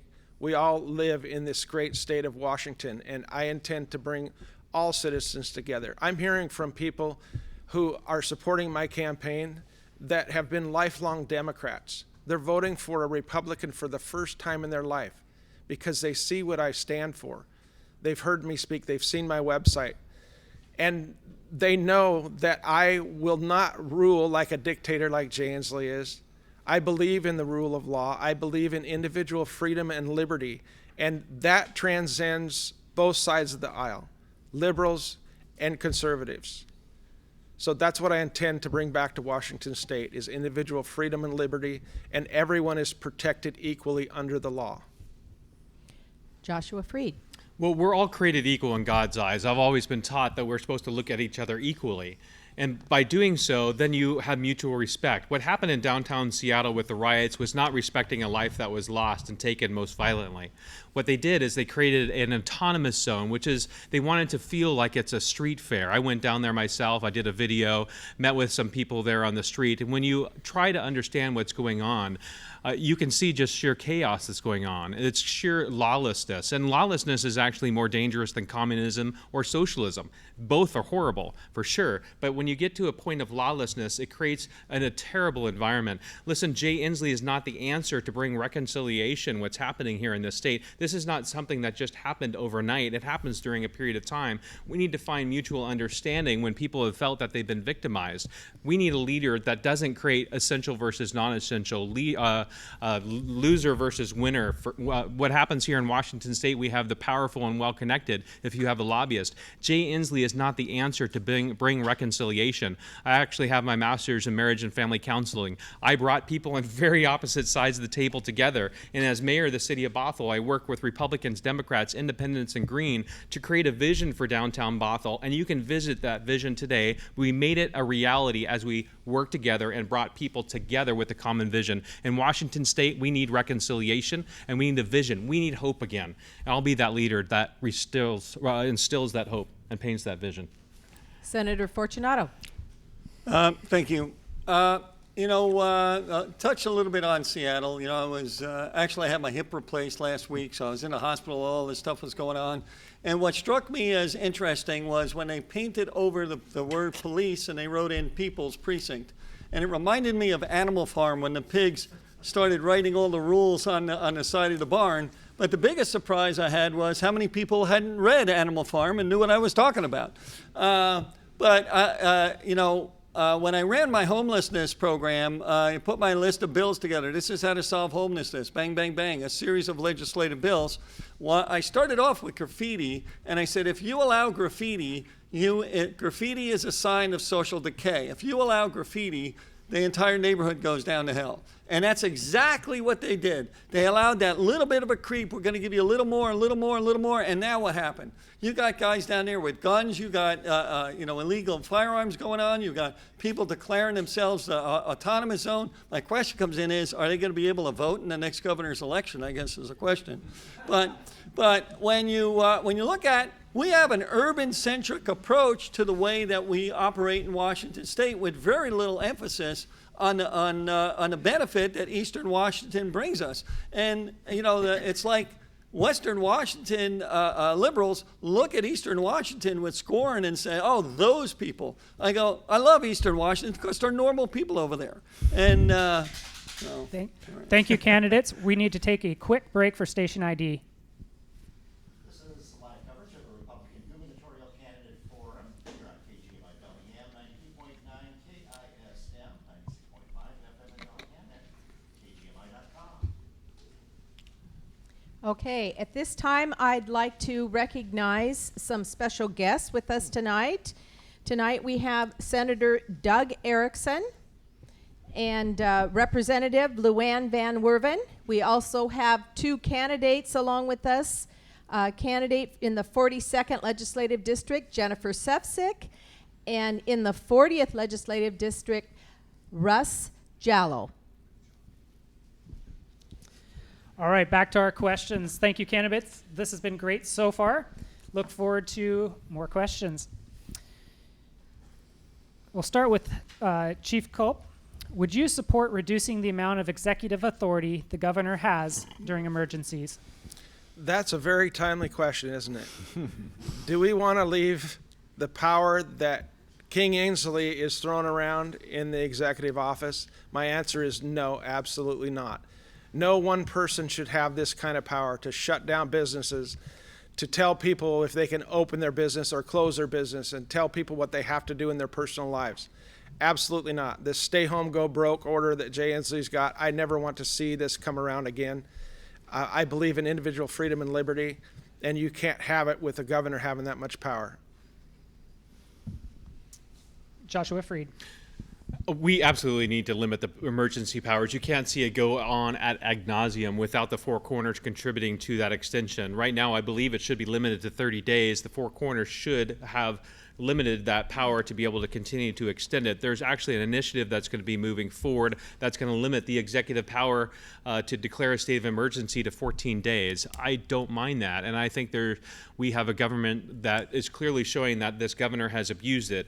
As I move forward and become governor in the state of Washington, I want to make sure when a state of emergency is declared that it's for a limited period of time. If it needs to extend and there is a valid reason to do so, I don't see the Four Corners standing against that. So we certainly do need limits on the power when it comes to declaring a state of emergency in Washington state, because you can see that this governor has clearly abused his power. He's put a thumb on the neck of businesses here in Washington state. Listen, Jay Inslee is taking measures that are putting businesses out and making families be in a situation where they're in a very vulnerable situation. I'm hearing these stories firsthand, going on the streets of Seattle and looking in the whites of eyes of folks that are now at first time in homelessness clearly shows that he has overstepped his power. And my case in federal court, Attorney General Barr said, Josh, clearly you showed that the governor does not have constitutional authority to do the directives that he has. And so we as the citizens of Washington state, this is where we need to rise up. This is a unique time. We need to make sure that we're enforcing our U.S. and state constitutions and not allowing our rights to be taken. Senator Fortunato. Thank you. You know, when the legislature passed the emergency powers thing, we were thinking earthquakes, tsunamis, volcanoes going off and all this stuff. And nobody was really thinking about this. So the governor, I feel, really took advantage of that, that we did not put that 30-day rule in there. So now we need to go back. We need to have a constitutional amendment to limit the emergency powers to 30 days. I mean, 30 days seems to be reasonable if we have some kind of catastrophic event like an earthquake or this and that. But we need to also add that caveat that under no circumstance does that give him the right to remove anybody's constitutional rights already protected under the Constitution. So we need those two things to happen almost simultaneously. But when he's doing these things, on March 5th, I said to our caucus, hey, I'm done extending these things. As far as I'm concerned, we no longer have an emergency. We have a crisis that we have to manage. If it's not an emergency, the governor no longer has emergency powers. So my position now is, hey, you don't have these emergency powers. And, you know, I'm involved with one of the lawsuits, the winners and losers lawsuits also, that basically says, you know, it's no longer an emergency. You therefore don't have emergency powers. But we need to have those constitutional amendments in there in order to protect the citizens in the future. Tim Eyman. What do you do when the governor doesn't respect the law or the Constitution? What law can you pass that will restrain them? And it's a trick question. If they're not respecting the law, you've got to get rid of them and replace them with somebody that actually respects the Constitution, respects the law. There is no substitute for it. You can't pass a law that makes someone who doesn't respect the law follow it. There is no restraint on that. And I think all of us are incredibly disturbed what we've seen, where we saw the legislature kind of go along with it for a period of time, and then he basically subsumed to himself this new authority that no one knew even existed. And all of us are feeling that anger and that frustration that you have one person deciding for everybody at press conferences what the rules are going to be that day. And you need to elect somebody that actually respects the will of the people. When the people say this is what they want, and you know I was going to talk about $30 tabs eventually, might as well do it now. Jay Inslee said after 3 votes of the people for $30 tabs, it didn't count, voters were confused. When you have somebody that is that arrogant, you have to replace them with somebody that actually respects the will of the people. That's all I've done for 22 years. We can't pass another law to restrain this kind of out-of-control executive power. You just have to elect a new executive, and I hope you'll consider voting for me. Thank you. Okay. How will your administration work with the legislature to address the rising costs of housing and the cost of living in our state? And first, Joshua Freed. All right, perfect. Well, as a home builder, I understand a little bit of this issue for sure. We actually have a housing demand today of 245,000 homes across Washington state. We have 40,000 homes in Spokane alone that are needed. And by doing so, we can actually move our state forward if we remove some regulations. 25% of homes today are because of over-regulation in Washington state. There is a great cost to purchasing homes. Housing affordability has been pushed out of people's abilities today in Washington state. You know, we did have some jobs that were moving forward. Now we have the highest unemployment in the nation. So we're waiting to see truly what happens in the real estate market here in Washington state. It'll be interesting to see how this all plays out. But we need to, for instance, I was permitting a townhome in downtown Seattle. It was 6-unit townhome. It took me 2 years to get that permit through. Yet I go to other jurisdictions and I can get something approved, like in Snohomish County, in 3 to 4 months. If we don't have an ability to move forward quickly with the permitting process, and we're just seeing bureaucrats stand in the way of our ability to build homes, we're going to continue to push out and grow that need. We're going to go from 245,000 to 300,000, and it's going to continue to get to a point where government is always continuing to grow, and the people, we the people, are going to see our ability to purchase a home move further and further away from our ability to do so, and it's due to a large government bureaucracy that needs to be cut immediately. Senator Fortunato. So the housing affordability issue actually dovetails with homelessness. So when the Housing Trust Fund guy came in and did a presentation, I'm on the Housing Committee, and he said, we got $675 million for affordable housing. I said, any of that money for condominiums? No. Any of that money for single-family homes? No. So really, you're just warehousing these people. Unless these people are able to actually own a home, they will never get out of poverty. So I ran a bill called the American Dream Act, and basically what we said is, if you build a 1,700 square foot starter home, 2-3 bedrooms, living room, kitchen, bathroom, no impact fees, you can't have a building permit more than $1,250, and we're going to give the builder an incentive of a 4% B-no tax credit to build that house. You know, as Joshua points out, we need 250,000 new homes, but we need that starter home. We need a home that people can move from an apartment into a house. You can't go from a $2,000 a month apartment to a $5,000 a month house. I mean, every house is $450,000, $500,000. So if we had a $250,000 house, basically that's the Habitat for Humanity model, you can actually move that incrementally. But you need to have that incentive for a builder to be able to give up that lot that he could put a $500,000 house on. So I talked to many of the larger builders, and we need to be building 25, 30, 40,000 of these starter homes a year in order to have that transition, so we're not spending more money building more government subsidized apartments. Thank you. Tim Eyman. How will I work with the legislature? Confrontationally is how I will work with them. We have had a Seattle legislature, a Seattle governor, and a Seattle Supreme Court for I don't know how long. And I want to have at least one branch of government representing everybody else. And Jay Inslee said when he ran that he was going to veto any tax increase when he ran. And for 8 years, he didn't veto a single one. He signed into law 30 different tax increases, raising him $50 billion. I want to make sure that I not only veto any tax increase, but any attack on the Second Amendment and any bill that takes away our basic rights, which makes it, as Senator Doug Erickson pointed out today when he endorsed me, which I love you, Doug, thank you for doing that, is that forces the parties to work together in order to get a 2/3 vote to overrule the veto.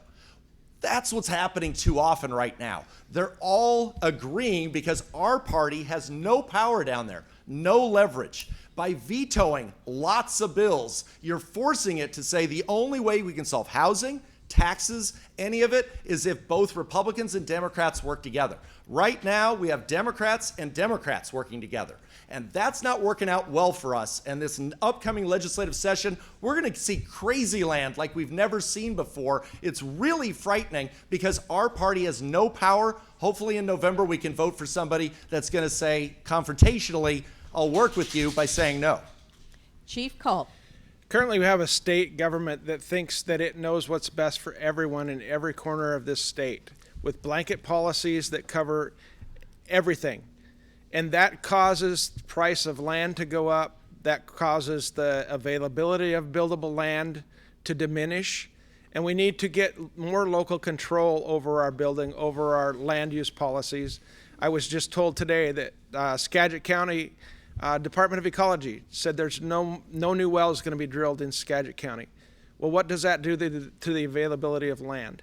It should be up to the local governments what they're going to do in their counties, because local government, the smaller the government is, the easier it is for the citizens to control. And the people need to be in charge of their government. When you have blanket policies coming from the state, you cause chaos in everything, you cause prices to go up. So I will work with the legislature. I work with people from all walks of life in my current career. I did when I was in the military, and I did as a contractor for 20 years. I know how to work with people from different walks of life. And we will come to an agreement that we need to get government off the citizens' backs and get more local control. Thank you, candidates. Next question. What makes you different from past Republican candidates and from each other? Senator Fortunato. I am the last remaining Republican senator in King County. So when every other senator and mostly almost any other Republican lost in King County in 2018, I gained 2 points. Now, what that means is I understand the people that I represent. Hopefully they understand me. I gained 2 points in a year when we lost 4 Senate seats and Republicans got killed. 39,000 people voted for me. I'm the only real elected official here that anybody's had a substantial election. I ran 4 elections in 5 years. I know what I'm doing election-wise.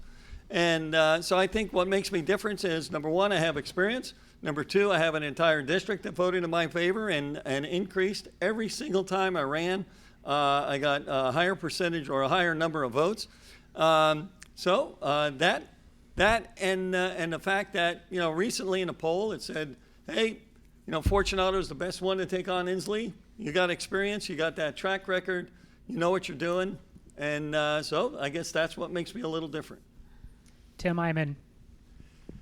Well, obviously, we have been in this battle for 22 years together. I've done 17 statewide campaigns, and statewide campaigns are intense. They're like nothing anybody's ever experienced. It's tremendous pressure, and there's a lot of effort made to try and distract you.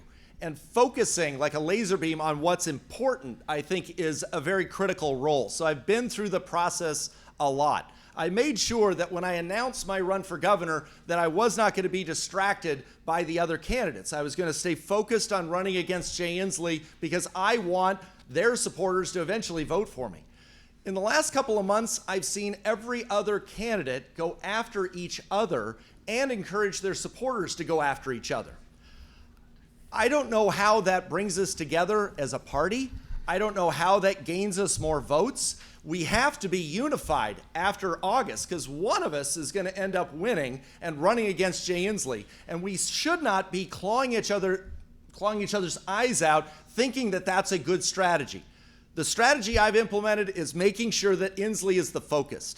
I would ask the other candidates to not do this anymore, to focus and encourage your supporters to focus on not beating up on each other, but instead focusing on what's important, which is us beating Jay Inslee in November. I think we're more likely to win if we're all focused on that and not beating up on each other. Chief Culp. I've not been a politician. I detest most politicians. They tell you one thing when they want to vote, and they want a donation to their campaign, and then they do something else when they're in office. We see that time and time again. I'm not running for governor because I woke up one day and decided, I want to be governor. I'm running for governor because I was asked by citizens. Back in 2018, when there wasn't an election, nobody was talking about an election, I stood up for citizens' rights. And that got me on the national news. I ended up writing a book. It became a #1 bestseller, and I traveled around this state in 2019 talking to citizens about their rights, about the Constitution, and where our rights come from, which is from God, and government is instituted to protect those rights. And I had citizens start to ask me, when I was traveling around this state every weekend, speaking to groups of people all over the place, would you please run for governor? And as the voices got louder and louder into the summer of 2019, I looked around and I didn't see anybody else I could trust to stand up and protect my God-given rights that are secured by the Constitution of the United States and the Constitution of the state of Washington. And so I talked to my wife, and I would regret it for the rest of my life if I didn't jump in with both feet to protect what we have, our freedoms and our liberties that are guaranteed to us by the rule of law. I was asked by citizens to run. I didn't decide that I wanted to run one day. Thank you. Joshua Freed. Well, I'm a problem solver. As being a business owner and working in land development and home building, you have to solve problems each and every day. And so there is an issue of experience here. There's a myriad of issues that we're facing in Washington State, and my experience uniquely qualifies me to be the next governor of Washington State, whether it's running my own business for the last 15 years or having served on Bothell City Council and then serving as mayor during the largest revitalization of a downtown in Washington, or whether it's the community service here and abroad that my wife and I have 23 years and our 5 kids have participated in, serving in the Philippines, working with the International Deaf Education Association, or most recently for the last 7 to 8 years, going to Kenya, building health centers and drilling wells for the Maasai. We are a family that's dedicated to service. I'm ready to serve Washington State. Far too many people go to Olympia enriching themselves off of the process with connection to special interests or enriching themselves off the initiative process. What we need is a true servant leader in Olympia, which is why when I go to Olympia, I'm not going to take a salary. I'm actually going to donate it to a nonprofit homeless shelter or a drug rehab facility. We have needs in Washington State for somebody that's willing to serve the citizens of Washington State rather than be served, which is why I'd appreciate your vote. Okay, listen up. This is a long one. All right. The State Department of Ecology initiated a new rule in Whatcom County to reduce rural well water rights related to the Hearst fix. This will soon be expanded statewide. How do you feel about this rule change and water rights in general? Tim Iman. This is Jay Inslee's plan. This is what he's implementing. It's very frustrating to people. Very close with Glenn Morgan, and Glenn has taught me a lot throughout this campaign, about a lot of these issues that frankly I wasn't very familiar with. I've focused on taxes and putting limits on government's power, but a lot of these things are new to me. And I think the reality is it's got to be a team effort. Every campaign that I've ever run is always a team effort. If I win, I need to build a team. I think these guys are part of that same team. This ecology rule that they're talking about is clearly infringing on people's property rights. It is absolutely against the Constitution, but if you have a governor that doesn't respect the Constitution, it really doesn't matter.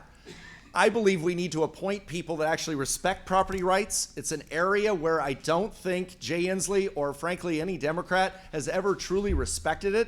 I had my problems with Chris Gregoire for 8 years, but she was kind of a normal Democrat. Gary Locke for 8 years. I watched him. I didn't agree with a lot of stuff he did. He was kind of a normal Democrat.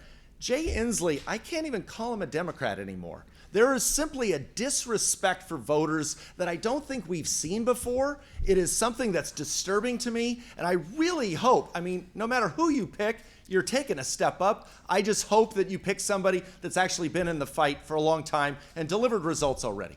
So thank you. Chief Culp.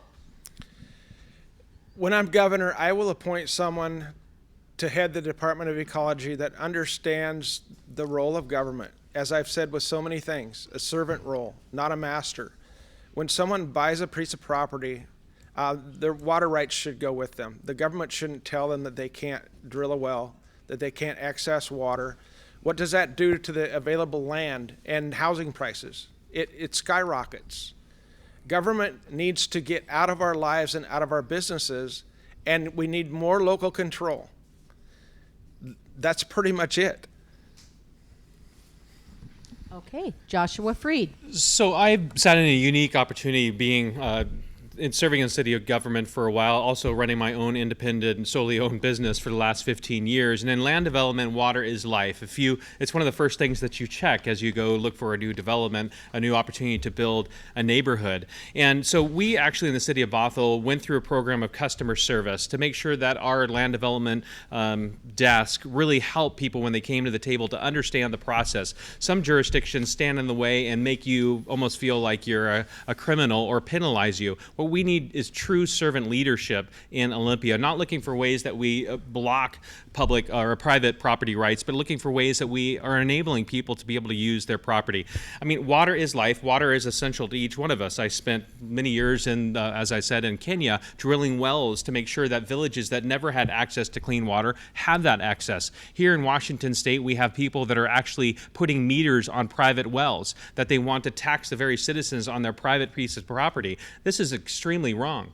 Access to water is essential. As governor, I'm going to make sure that I fight for those rights for the citizens in Washington State, so this takings of land, which is against our Constitution, stops. We give access to water, we allow families to have the needs that they have, and ultimately we can start growing crops, we can start using our property in the way that we see fit. It's back to personal responsibility and constitutional rights. Senator Fortunato. What actually got me started in politics was water. I mean, in 1992, my company planted lawns. I have to make that distinction. If I said grass, you might think marijuana. My company planted lawns, and King County passed an ordinance prohibiting more than 50% grass on apartment complex. And that's what ticked me off. That's what got me going. And people don't realize you turn that water spigot off, and everything stops. No development, no business, no nothing. And we did the legislature passed the Hearst fix, but this is a classic example of passing by rule things that the legislature doesn't have authority over. So the legislature constantly says, if you want to pass a rule, you have to run it by the legislature and have legislative approval. I told people with the Hearst fix, when they shut everything down statewide, go into your tax assessor's office and tell them you want your property tax money back. If you want more money, the state, hey, open up that land for development, have the water rights available, they'll develop the land, you'll get more property tax. And so in a time when you're tax poor because of this COVID thing, they're doing this, which is going to further infringe on people's, not only infringe on their rights, but also affect their tax base. So, I mean, it's just a stupid thing all the way around. And, again, people don't realize water is the key to everything. And we don't have a water shortage. We have a water storage shortage. Thank you. All right, this is going to be our last question for this format, and then we'll move into the next format. If a Republican primary winner is a candidate other than you, will you support and endorse that candidate? And we're going to start with Chief Culp. Absolutely. The goal here is to get Jay Inslee and his far left thinking out of office. And any one of these people sitting up here would be far better than him. Joshua Freed. Absolutely, that's an easy answer. We have to defeat Jay Inslee, and I look forward to making sure that we move our state forward. I'm focused in my campaign right now, since I have a minute left to answer the question, which I already have quite clearly. We have an issue here with homelessness in Washington State and a rampant increase in crime, and it's all connected to the drug culture. We see 21,000 homeless a night in Washington State. We need to turn that. Far too many people are on drugs and alcohol, and actually I see our government enabling them continue to move forward, which is why I ran Initiative 27 in King County to shut heroin injection sites. We got 20 different jurisdictions to put a ban on heroin injection sites. We're seeing this drug culture increase in Washington State, where now, as a result, it costs $35,000 a year to support your heroin addiction, so people are assaulting people on the streets. Assaults on individuals are up by 20%. Assaults on first responders are up by 40%. Crime is exponentially on the crease under Jay Inslee, where he's letting 950 prisoners out of jail when we're all under house arrest. We've seen murder increase by 41% and rape increase by 65%. Lawlessness is what is happening here. We're Gotham State today. I'll be a governor that makes sure that we enforce the laws of the land. If you're using heroin in our state, you're going to go to prison under the Freedom Administration, or we're going to get you into mandatory treatment in a one-year program that gets you on pathways to success that I hope to have the opportunity to speak about in a little bit. Senator Fortunato. So the answer is yes. I think we probably all already signed that thing for the state party also, but I'm gonna take Joshua's lead and dovetail into my homeless plan. So I have a series of legislative bills that, number one, if you're a criminal, the prosecutors talk about homeless crime like it's not real crime. They're breaking into people's houses, they're breaking into people's cars, they're stealing purses, they're shoplifting, and they're not being, you hear them constantly say 30, 40, 50 times they're arrested, but they're not in jail. Why not? Because the prosecutors are not prosecuting them. So I had a bill that said we're going to take away the prosecutor's discretion. The prosecutor gets one time to determine whether they're going to prosecute. And people say, what can you do as governor? As governor, you could give them more prosecutors. So if you need more prosecutors, that's what we're going to do. The Supreme Court ruled that now you got to get the rest of these people off the street that might be drug addicts, alcoholics, mentally ill, but they're not, they haven't been caught doing crimes yet if they are criminals. But you got to get them off the street. And I've sponsored the Shelter Act, which said, all right, Supreme Court said we can't get you off the street unless there's a place to go. Fine, I'm going to give you a place to go. We're going to fence in an area. We're going to give you a tent. Going to give you a sleeping bag. Social services available. Sanitation and the police presence. You must commit to drug and alcohol treatment. If you don't, you can't stay here. You have to go somewhere else. If you need to go back to Kansas, you need to go back to Kansas. We're not taking taxpayer dollars and subsidizing your drug and alcohol addiction. Tim Eyman. Absolutely, no problem whatsoever supporting the other candidates if it's not me, and I'm totally at ease with whatever the voters decide in August. I have to point out that by focusing in on Jay Inslee and making the focus and not attacking the fellow candidates, I believe I'm in a very strong position to make sure that the supporters they have are not going to resent the fact that I ended up winning. Unfortunately, the other candidates have publicly said things about one another with like grievances that are distracting and making it difficult where their supporters are going to have a difficult time coming together. And I really think that the idea of these kind of accusations are not privately being handled. It's very, very public, and it is not helpful. And I would request, and I think it's helpful for all the candidates to not do that, because I don't think it helps them to be doing that. Ultimately, one of us is going to win. And we all want to take out Jay Inslee in November, and we're going to do it much more successfully if we encourage our supporters to not claw our other supporters, the other candidate supporters' eyes out, stay focused with the eyes on the prize. The eyes on the prize is beating Jay Inslee. And I don't think your supporters like it when you're attacking the other guys. What that does is it encourages them to go after them as well. Please stop doing that. Thank you. Thank you, candidates. We are now going to move into our next round. And in this round, every candidate is going to have the opportunity to ask the other candidates a question. Each candidate will have 15 seconds to answer or ask the question. And then the other three candidates will have 30 seconds to respond. We'll do a number of rounds on this, and we will start with Chief Culp asking the question. You have 15 seconds, and then 30 seconds for every other candidate to answer. Okay. What do you feel the meaning of Article 1, Section 7 is, and how will you apply it when you're governor? Joshua Freed. Do you want to say what Article Section 7 is? It's like a gotcha question. I got you. So what is Article Section 7? You're running for governor, and you're going to swear an oath to the Constitution. So, all right, so I'll answer the question in a different way. I look forward to representing the citizens of Washington. I think it's appropriate that we have a fair and honest debate. I like what Tim is saying, that we should be working together to be having our focus on Jay Inslee. There's been unfortunate mistruths that have been spread forward by your campaign that I think are terribly inappropriate. Thank you. And you're playing the game. Senator Fortunato. You know, when I first wanted to run for office, my political mentor gave me a test. He made me read the state constitution and gave me a test. One of the questions was, does the state constitution prohibit an income tax? And most people think it does, but it actually doesn't. What it has is a uniformity of taxation clause. What it prohibits is a graduated income tax. And Article 2, Section 16 is my favorite, which says if you're an elected official 15 days before and during session, you can't be arrested for minor crimes. So, Tim Eyman. speeding tickets. I would clearly enforce all aspects of the Constitution. I'll be honest, I have no clue what Article 1, Section 7 is. I'll just admit it. But all constitutional rights are critically important. I absolutely believe that any of us is going to uphold the Constitution. Jay Inslee will not for the next 4 years. I passionately believe the fundamental problem we have in the state of Washington is we have a governor that doesn't respect us anymore. And I do. I've done it for 22 years. I would ask for your vote as well. Article 1, Section 7 says that no citizen shall be disturbed in their private affairs.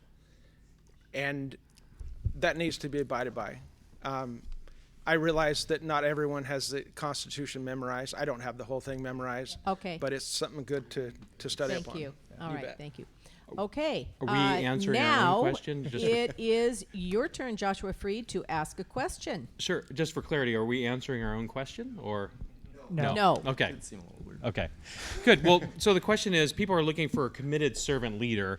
Will you continue to take a salary as governor? Absolutely, and I look forward to taking your donation from your salary equal to my salary as governor so I could use it for a homeless project. So I appreciate that. Tim Iman. I will take the salary. I'm not a wealthy man. The state has pretty much taken every penny I have. And so the reality is I'm going to be in government housing one way or another after this election, either Section 8 or in our governor's mansion, because this is an extraordinarily difficult job. I did everything I could with a referendum to keep all politicians from getting a pay raise. Unfortunately, the system is so rigged, they blocked it from actually qualifying. So unless you're wealthy, it's a hard system. All right, Chief Culp. That question included something about service, and I want everybody to know that I'm the only veteran on this panel that served in the United States military, protecting our American way of life with up to and including my life. That's a very important part of service. But originally, what was the first part of your question? Will you take a salary as governor? Yes, I'm not independently wealthy. I have to take care of my family, so yes, I will. Senator Fortunato, the question is yours. So, in years past, if this was a non-COVID year, people would be saying, how are you going to fully fund transportation? We have tolls are being funded by what's called triple back bonds, which means the first its payment is from. Thank you. Oh. Tim Iman, your answer. My answer to that question. The question is, how are you going to fund transportation? Tim Iman. I appreciate that.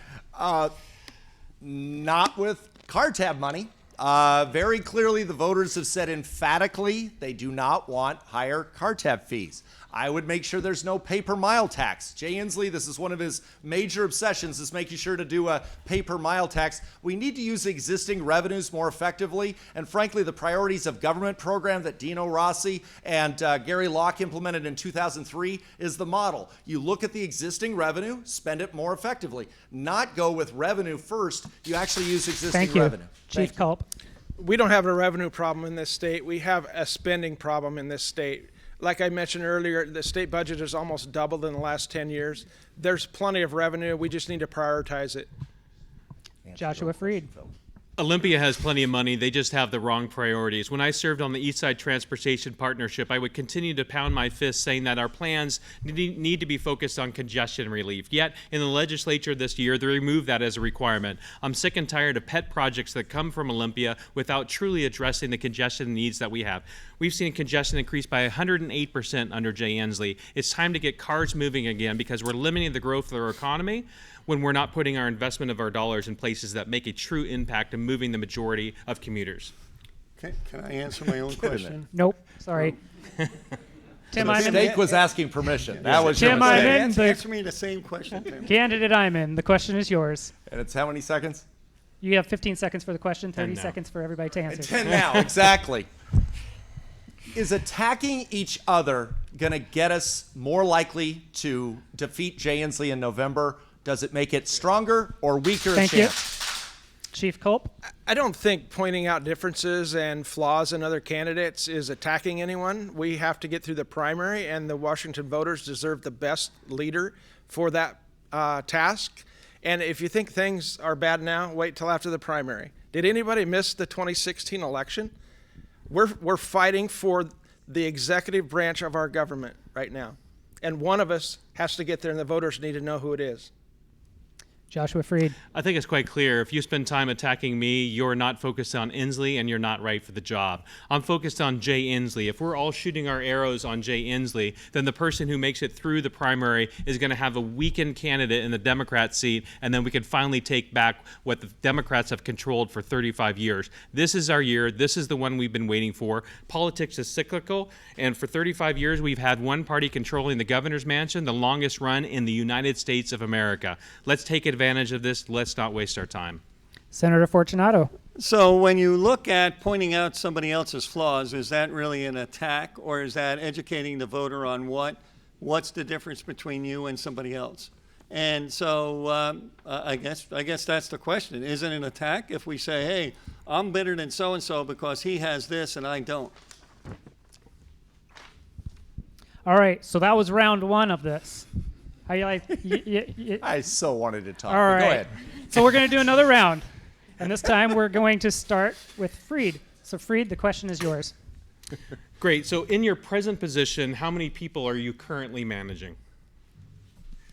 So in my current position, I have a management of one, which is me. We used to have 30-some employees. Tim Eyman. In a campaign that we're doing, running for governor, it's countless numbers of volunteers in every single county asking people to volunteer. We can't order them to do it. That's what Jay Inslee does. We ask for people to participate voluntarily. That's what you do with citizen initiatives, frankly. You can't force people to do things. All you can do is encourage them to do it. And they're being attracted, I think, to our campaign because the idea that we're focused on Jay Inslee. Differences on issues is one thing. Doing criminal actual complaints against people seems to be a little over the line. Chief Culp. My current position, none. I'm on vacation, full-time campaigning. Have been full campaigning for the last couple weeks, but in my past positions, I've managed 10 to 20 people in my construction company for over 20 years.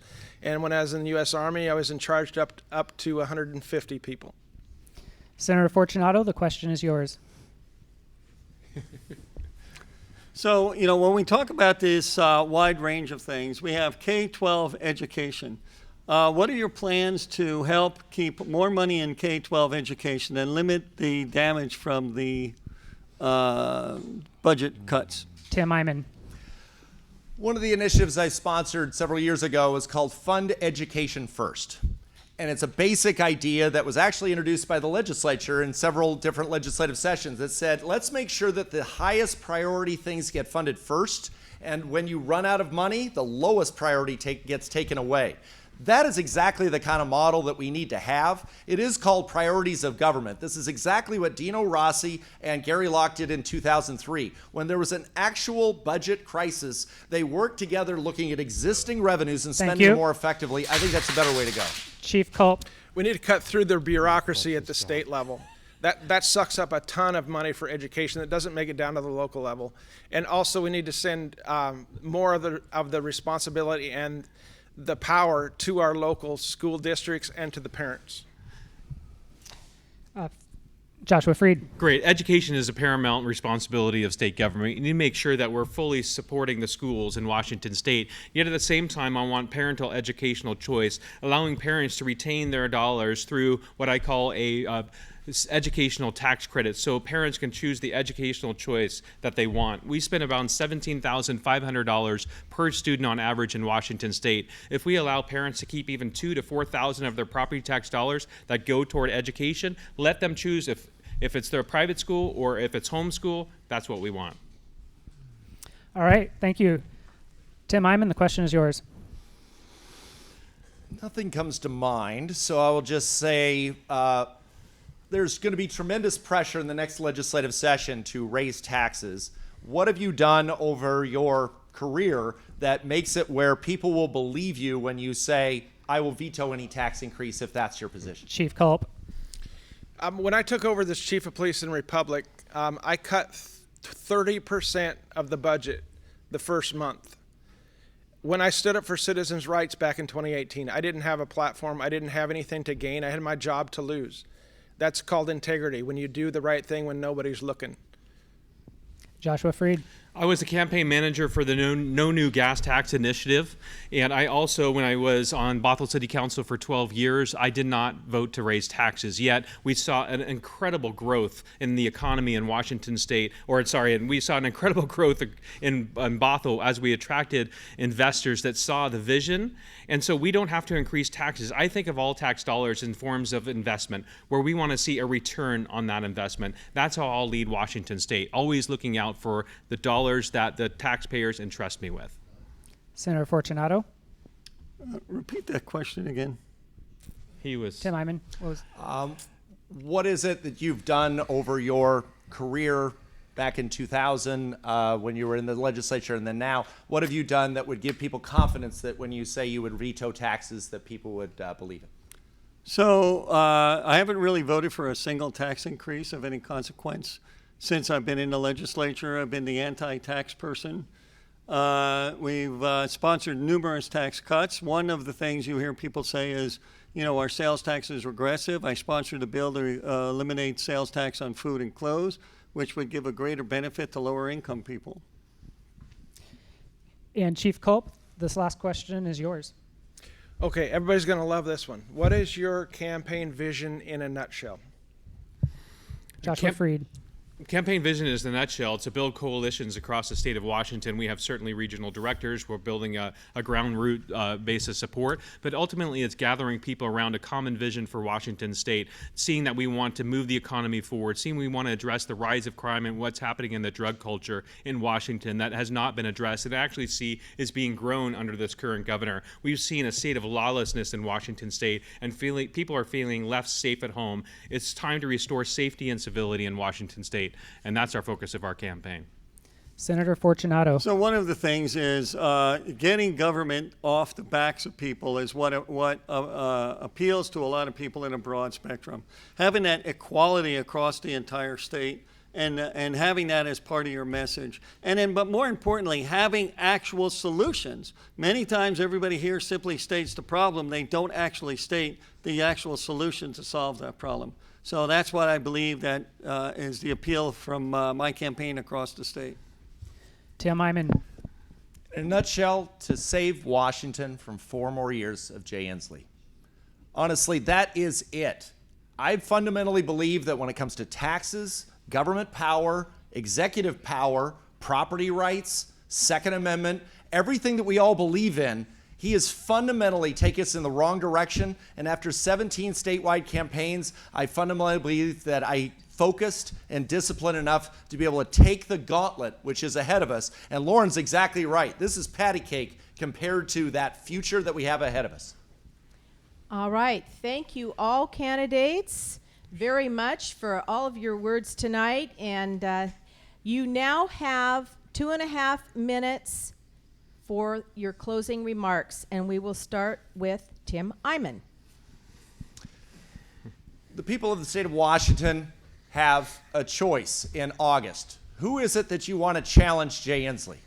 And fundamentally, you have every right to not believe a single word you've heard tonight.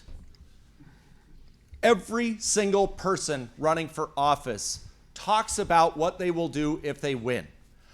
I believe you should look at what they've actually done for you. With our efforts over the last 22 years, collectively, all of us have lowered people's taxes significantly, lowered your car tax, put property tax limits, put limits on affirmative action so that the government treats everyone equally, done performance audits. These are accomplishments that have actually made Washington a more conservative place despite the Democrats controlling everything for all these various years. What we say is interesting. What we've actually done, I think, is more important. And I would ask you to also look at the campaign we've run. And during this campaign, we have accomplished tremendous things. Opening up our schools now. Fighting for the Second Amendment in Bellingham and Edmonds and various cities, where Josh and I were down in Edmonds. Honestly, what you've done in the campaign, I think, matters. And throughout this campaign, I have gone everywhere with every fight I could fight, whether it's let us fish, whether it's fighting Kashama Sawant's head tax. When Jay Inslee said stay home, I went out there and defied that, because you can't run for office sitting in your office watching television. You have to be out there with the people. And I've done that for this entire campaign, because I think you need to see what I'm willing to fight for now, rather than promising you what I will do if I win. All of us will be better than Jay Inslee. It's not even a close call. But I believe that we need to have somebody that's been through this gauntlet over and over again, that can take the hits. And no matter what they throw at me, I'm willing to come back again and again and again and take those punches, because I'm used to it. It's what I've done for 22 years. And fundamentally, I believe that Jay Inslee does not want to run against somebody that is willing to take it to him, straight to him, and really focus on that. I'm doing the best I can. I believe there's a lot of people, and I'm really grateful for everybody who's helping. But in August, you're going to choose which of us it's going to be. I'm totally at ease with whoever you choose. But if you choose me, you're going to be choosing somebody who's battle-tested, that's ready for the fight, and will take it straight to Jay Inslee. I think that's what it's going to take to win, because too often our candidates haven't been willing to take it to him. So anyway, thank you very much for listening. TVW, I love you. And please check out our campaign. It's timforgov.com, Tim, the number 4, gov.com. Thank you very much. All right, Senator Fortunato. So when you're looking at a legislative candidate for an executive office, you have to have somebody that has some experience and knows where the men's room is. I'll be honest with you, if you get elected, you get elected as a state representative or a senator, it takes you 2 years to figure out where things are, even in the Capitol building. So you need to hire somebody that knows what to do on day one. This is not the time for on-the-job training. So when we're going into this legislative battle, Tim talks about him being battle-tested. I went through four elections in 5 years. In 2017, I was one of the 2 races that they targeted for control of the state Senate. They won in the 45th. They lost in my district. They spent 4 times more money than I had. They spent everything they could possibly do against me, and I gained 2 points in 2018. So you need somebody that's already gone through an election. You need somebody that had 37,000 people voting for him already. You need somebody that already knows what's going on in the legislative process, knows the budget process, knows the transportation funding, housing issues, and things like that. And you don't have to guess what I'm going to do. You could simply say, what did this guy already do? Go and look at the bills that I wrote. Go look at the bills that I sponsored. Go look at the votes that I took, and say, is this guy going to vote for taxes? Is this guy going to sponsor legislation to help protect property rights? Is he going to protect rural farmers and things like that? One time I ran a bill called the dual sample bill, where I said the Department of Ecology can't come out and take a sample without offering to give the farmer a sample, so that he would have something to have tested to go up against the Department of Ecology. And they went nuts. They came in and testified and went crazy over that bill. So you need to have somebody that recognizes what's important to protect the people. And many times it's not a big thing. It's not this big, gigantic thing. It's a whole series of small things. It's a series of small regulations. It's local enforcement people, land enforcement people, turning in anonymous reports of violations so that they could go out and inspect people's property. It's charging me for having a septic tank on my own property. I said, under the Hearst decision, you gave $300 million to the tribes for mitigation of for fish, for people drilling a well. And I said, well, I got city water and I got a septic tank. I want some of that $300 million. You should be paying me. I'm taking city water and putting it back into the ground. And so you have a whole series of things, small little things. Cap and trade, for example, where they couldn't get it passed as legislation, so they gave it to the Department of Ecology to administer by rule. These are serious matters, and you need to have somebody with a wide spectrum of knowledge and expertise to be able to address that on day one. Thank you. Joshua Freed. Great. Well, thank you so much for the debate tonight. I appreciate the opportunity to speak about the issues that are important to us and certainly to the voters of Washington State. I believe that I'm uniquely qualified for the position of governor with the unique experience that I've had. I am a problem solver, certainly in my business, focusing on the issues that each and every business focuses on Washington State. And as I was leading in the city of Bothell, we have to face that we were in difficult times, and yet through it, I was able to give tax breaks to seniors that were in a more difficult economic position. And through it all, we painted a vision for the city, and we had the largest revitalization in the state. Right now, we're facing a similar crisis here in Washington state, where people are having to face the highest unemployment rate in the nation. We need somebody that is going to focus on uniting us, not dividing us. Jay Inslee doesn't have the capability to bring us together. He's dismally let down the citizens of Washington state, traveling on a Lear jet and saying that the burden of this crisis is too heavy for his shoulders. He wished it was on somebody else's. Well, Governor, step aside. I'm ready to take that position because I know that difficult times come, and I'm willing to stand in the gap for the voters of Washington state. I'll stand in the gap. I certainly have already when I took my suit to federal court and fought for our religious liberties and won. Attorney General Barr called it a great victory. I will stand up for pro-life issues. I'm going to support our Second Amendment rights. I actually enjoy my Second Amendment rights every day, as does my wife. I only have 25 guns, which apparently is just a starter kit.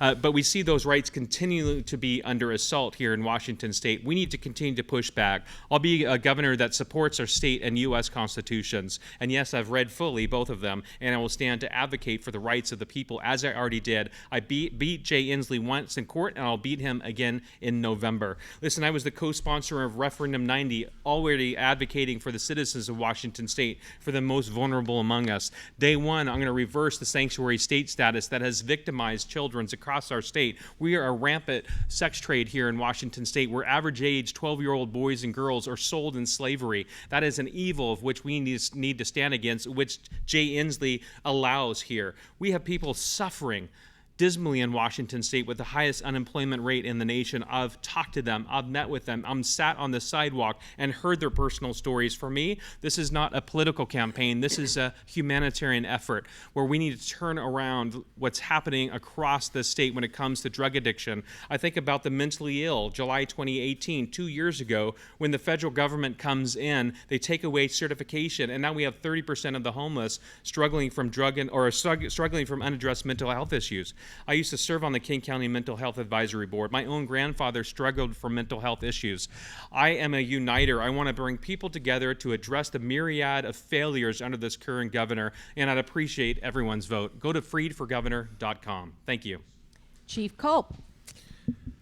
I'm not a career politician. I haven't spent years making a living off the political process. In my opinion, we're in the position that we are because of career politicians. I come from the people. I'm a dad. I'm a grandpa of 7. I've lived in Washington state my entire life, other than 4 years serving in the United States military, the only veteran up here. I believe that Washington state is the greatest state in this country. I've lived all over the United States. I've lived in South Korea defending it against communism. I believe that law and order is what we need in this state. We need to bring that back. We need to bring back the rule of law, especially for our government that needs to abide by the chains of the Constitution, to respect citizens' rights. And when the government abides by the rule of law, which the Constitution is, that's the rule book for our government.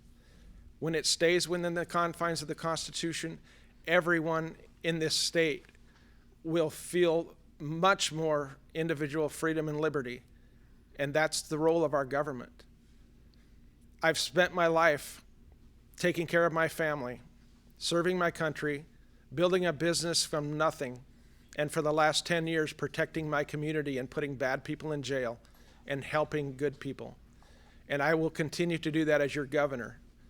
I want to bring this state back to the way it was when I was a child growing up in the 70s, where we were free. We didn't have a big bloated government lording over us and taxing us to death. Our hunting and fishing was exceptional. People came to this state from all over the world, and that helps our environment at the same time. We need to manage our forest lands so there's not catastrophic wildfires.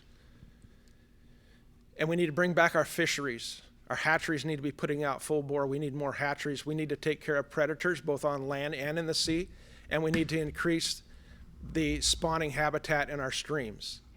I'm willing to work with the tribes, commercial fishermen, and sport fishermen to make that happen. Sport fishermen and hunters donate, basically, through the Robertson-Pittman Act, billions of dollars for our environment. No one cares more about the environment than people that actually live it and walk it. I appreciate your support. My campaign website is culpforgovernor.com, and I'm on Facebook at culpforgovernor. My campaign has the most donations in dollar-wise for the last 2 months by a long ways. I have the most individual donors to my campaign, and that's been going that way for months. I appreciate your support. Thank you very much. Well, thank you to all of our candidates tonight. We really appreciate you coming out here to do this. Appreciate my co-moderator, Eileen Sobczak. I'm Vincent Byes, handing it back over to Charlie Crabtree, our MC for the evening. Thank you very much. What a debate. You know, the crowd would be standing up and applauding if we could have such things anymore. Thanks so much for coming and being here together for, I think, the first time in this campaign, all four of you in the same place, right? So, folks, it's just 6 weeks until we have the primary election here in Washington on August 4th. Ballots will be mailed July 17th. And remember, you can register until 8 p.m. on Election Day. Your voice is very important at this stage, as the top two primary will decide who will appear on November's ballot. Remember that these sponsors have been putting on events for over 2 years, and it was work, but COVID didn't stop our education efforts. It takes funding to put on these events like this, and our organizers operate from donations. If you want to be involved in helping us continue to put on these events, please consider donating. You can do that at commonthreadsnw.org, thefourthcorner.com using the word fourth, F-O-U-R-T-H, and at Citizens Alliance for Property Rights is at proprights.org. Thanks again for coming, and have a great evening.